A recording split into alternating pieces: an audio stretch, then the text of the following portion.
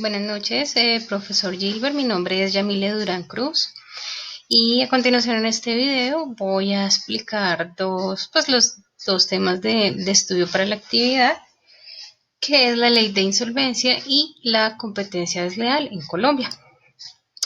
El régimen de insolvencia está consagrada en la ley 1116 de 2006, por medio de la cual se busca la conservación, la protección del crédito y la preservación de las empresas como unidades económicas que pues generan empleo y desarrollo de cualquier país. Para que se lleve a cabo esta ley y pues las empresas asimismo puedan acogerse, es necesario someterse a un proceso de reorganización, el cual lo podemos encontrar en el artículo 9, capítulo 2, requisitos de inicio del proceso de reorganización. ¿Qué objetivo tiene este proceso? Tiene como finalidad o objetivo permitir al deudor, en este caso las empresas, a superar las dificultades financieras que se tengan, ya que no pueden realizar pagos de sus nóminas, de sus deudas, pagos a proveedores, impuestos y demás.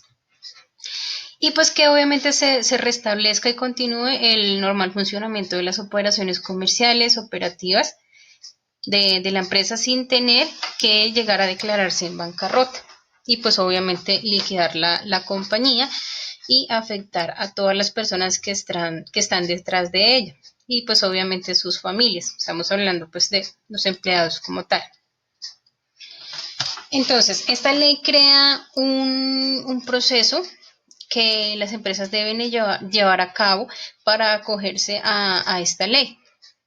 Entonces, con la reorganización, pues como le decía, pues se pretende preservar a las empresas, normalizar pues la comercialización, el crédito y reestructurar operacionalmente a la compañía, administrando sus activos y sus pasivos nuevamente y pues obviamente teniendo un plan estratégico y sólido para llevarla o sacarla adelante.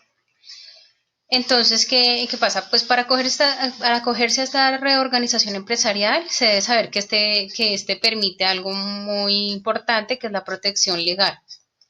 ¿Qué pasa con esto? Que las empresas pueden evitar embargos y cuestiones legales mientras se acojan a este proceso. Es decir, que eso es como si se hiciera o bueno, se tuviera el tiempo en el momento en que ellos solicitan que pues acogerse a este proceso.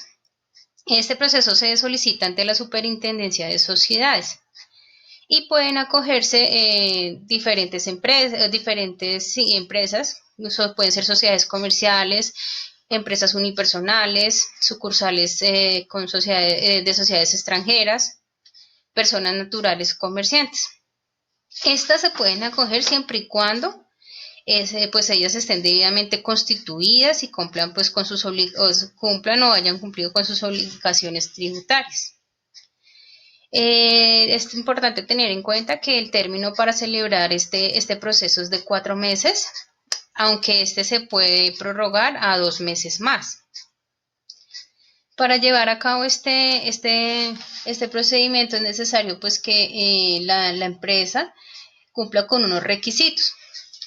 ¿Qué requisitos? Pues obviamente que no puede realizar pagos, es decir, que tiene que tener una cesación de pagos y una incapacidad inminente de pagos, es decir, que no puede cumplir con ninguna de sus obligaciones. Bueno, para comenzar este proceso, el 10% de las deudas tienen que estar vencidas por 3 meses, es decir, un mínimo de 90 días. Y este porcentaje debe incluir mínimo 2 proveedores o 2 titulares de la deuda. ¿Qué pasos deben seguir? Entonces, se hace un acuerdo de pago directo con los proveedores. Se debe solicitar ante la Superintendencia de Sociedades pues el proceso de reorganización empresarial. Para la solicitud de admisión, pues el empresario debe presentar los siguientes documentos. Entonces, debe presentar los 5 estados financieros básicos de los últimos 3 años y que estos tengan corte al día de la solicitud, es decir, el día que vayan a presentar el proceso de reorganización. Deben también llevar el inventario de los activos y los pasivos, una memoria donde se explique las causas de por qué se acogen a este proceso, el flujo de la caja que tienen para pagar en el momento, el plan de negocios para la reorganización, es decir, lo que tienen pensado hacer para mejorar y sacar adelante la empresa, y el proyecto de calificación y graduación de créditos. Bueno, entonces en la empresa, después de que se dirige a la Superintendencia de Sociedades, que puede hacerlo a nombre propio o a través de un abogado, deben buscar a un promotor para que incluya su solicitud o su crédito en el proyecto de graduación y calificación de créditos. Esto es como un proceso donde van a decir sí, es viable su proyecto y si es un plan sólido que puede hacer que su empresa, acogiéndose a este proceso, pueda salir adelante. Si de pronto en el momento en que se presentó la solicitud no se incluyó la deuda, la empresa tiene 5 días para presentar las respectivas objeciones o indicarle a los superintendencias de sociedades que pues obviamente necesita incluirla. Todas las deudas siempre deben estar respaldadas por medio de documentos o soportes. ¿Quién es el promotor? El promotor pues es una persona que nombra la Superintendencia de Sociedades. Él es la persona que obviamente se encarga de todo el proceso y de promover la reorganización de la empresa, acude a las diferentes negociaciones, hace el inventario de los bienes que posea la compañía y el proyecto de derechos de voto. El acuerdo de reorganización debe obviamente respetar la prestación legal de los deudores según su categoría, si son empleados, entidades públicas, entidades financieras, acreedores internos, acreedores externos, y será confirmado pues en una audiencia. Para que pase esta situación debe ocurrir, bueno, es decir, después de llevar a cabo este proceso y que ya se acojan a esta ley y ya la empresa vuelva a funcionar, es decir, se reorganice, se reestructure y vuelva a su curso normal, pues esta debe cumplir obviamente con sus obligaciones y en caso de que no cumplan las siguientes características que voy a mencionar, entonces se pasará a realizar la apertura de un proceso legal de liquidación judicial y obviamente se va a detener pues el proceso como tal de reorganización. Entonces, ¿por qué causales se dan? Por el incumplimiento de las obligaciones pactadas, porque ocurre un evento igual de incumplimiento que no se ha subsanado en la audiencia, es decir, si se pactó con X proveedor que el pago de una factura o de las facturas iban a ser, no sé, cada 30 días y no se cumple con esto, pues obviamente puede ser una causal de terminación del proceso. Por la atención no oportuna al pago de las mesadas pensionales, de los aportes al sistema de seguridad social y demás gastos de administración. En caso de que se cumpla alguno de cualquiera de los escenarios, habrá un juez que declarará, como lo indicaba anteriormente, terminado el acuerdo y ordenará la apertura de un trámite de proceso de liquidación judicial. Es importante tener en cuenta que hay deudas que no se procesen, no se admiten dentro del proceso de reorganización. Por eso el empresario debe tener al día sus pagos con los empleados y las obligaciones tributarias con la DIAN. Bueno, digamos que hasta aquí pues a modo de explicación el proceso de reorganización para acogerse a la ley de insolvencia. Bueno, ahora vamos a hablar sobre la ley de competencia desleal en Colombia. Esta se encuentra consagrada en la ley 256 de 1996, por medio de la cual se establece la garantía de la libre y leal competencia mediante la prohibición de actos y o conductas desleales. Entonces, ¿qué se considera como una conducta desleal? Es todas aquellas actividades o sucesos que se realicen en contravía, pues, del normal desarrollo del mercado, que traicione la buena fe comercial y los correctos usos de la materia industrial o comercial, o cuando cualquiera de estas causas provoque que la afectación de las decisiones tomadas, ya sea por el vendedor o por el comprador o por el consumidor de X producto de X compañía. Existen consagradas en el artículo 8 al 19 unos actos de competencia desleal que vamos a explicar a continuación. Entonces están los actos de desviación de la clientela. Decimos que es toda conducta que tenga como objeto o efecto desviar la clientela de la actividad. Entonces, ¿qué pasa? Por poner un ejemplo, puede ser un contador que ya está retirado, ¿sí? Ya cumplió su ciclo laboral de una firma, y de pronto esta persona lleve la clientela pues a su despacho o a su oficina, ofreciendo pues continuar con la prestación de servicios, de pronto a un menor precio, es decir, recibiendo menos honorarios, con costos más bajos o iguales, y que pueda ofrecer algún beneficio extra. Están los actos de desorganización. Es toda conducta que tenga por objeto o como objeto desorganizar internamente una empresa. Entonces, un ejemplo puede ser cuando un competidor desleal promueve las rupturas laborales entre un empleador y sus empleados. Y pues este genera conflicto, y a su vez esto puede conllevar a una huelga o paro o cese de las actividades normales de la empresa. Seguimos con los actos de confusión.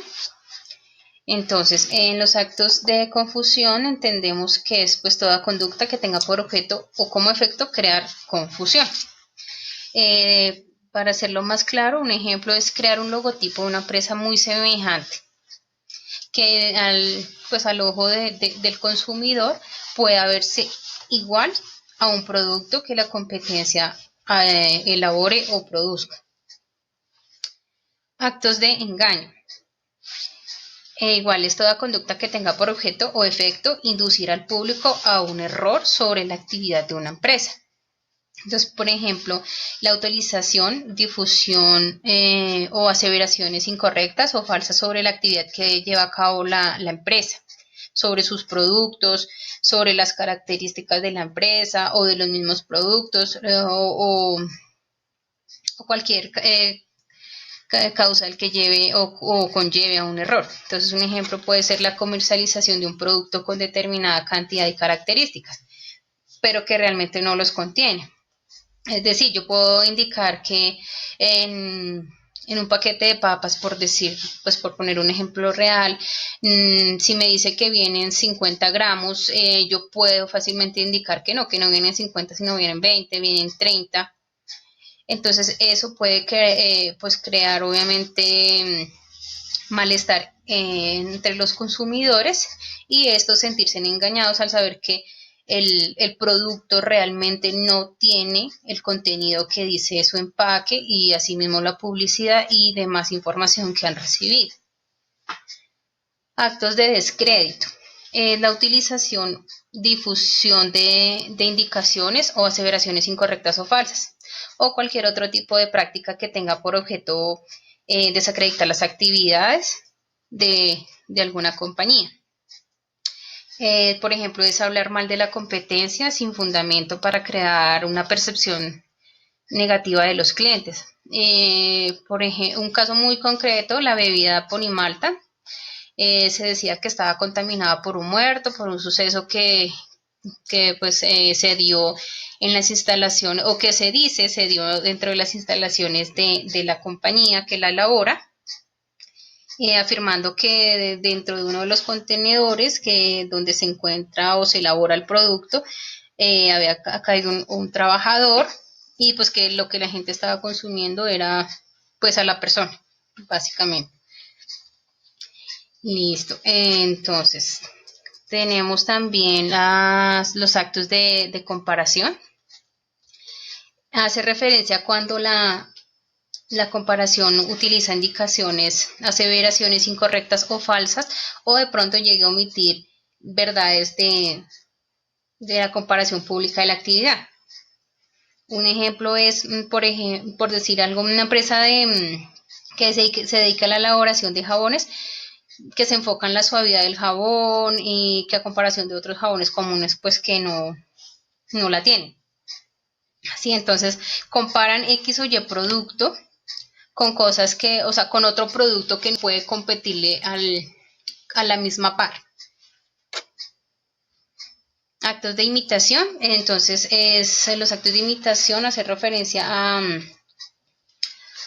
a cuando una persona o una empresa realiza una copia exacta de un producto o de un servicio y las presenta como propias.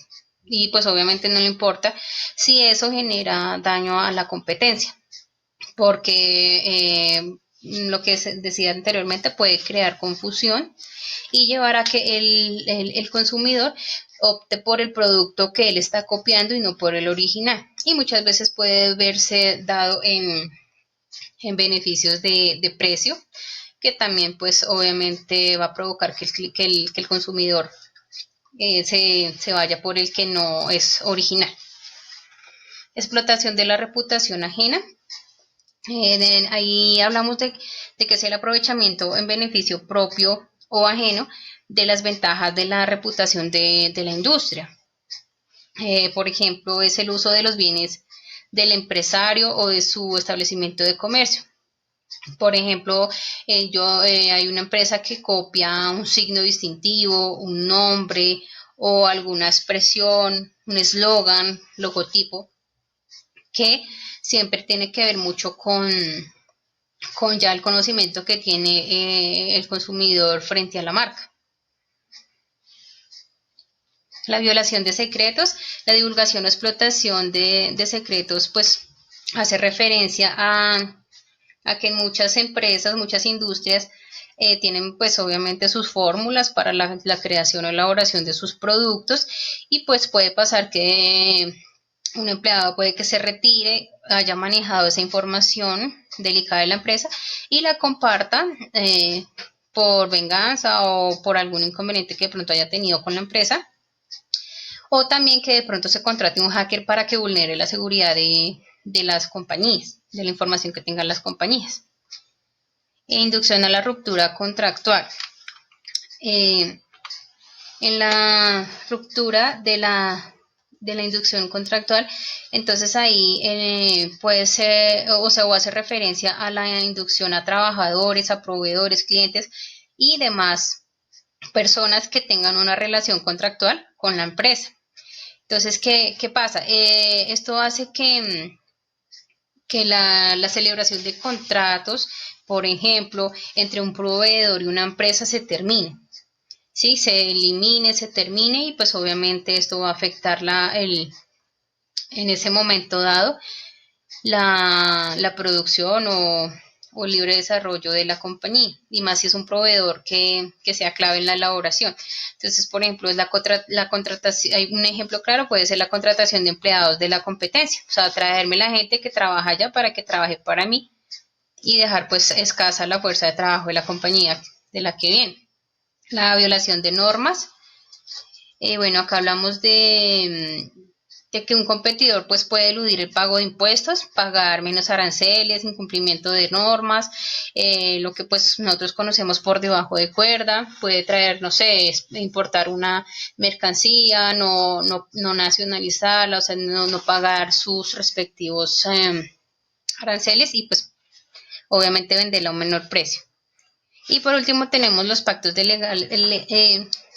pactos desleales de exclusividad, donde pasa que en algunas empresas que producen X producto y que son muy pocas, pactan unas normas o establecen unas políticas para que ellos puedan fijar los precios, puedan controlar el mercado. Agradezco mucho la atención, profe.